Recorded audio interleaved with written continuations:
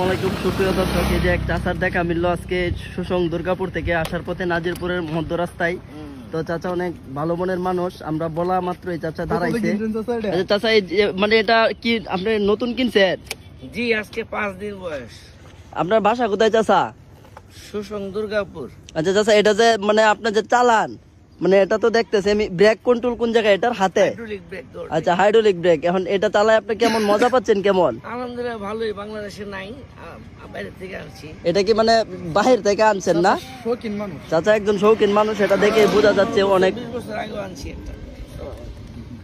এটা অনেকদিন যাবত চালাচ্ছেন না? না, এটা আনছি রিসেন্টলি, এর আগে আর একবার আনছি। আচ্ছা, এটা চলে কি দিয়া? ব্যাটারি। ব্যাটারি কো? এটা কি চার্জ দিতে হয়? এটার দাম চাচা আনুমানিক কত?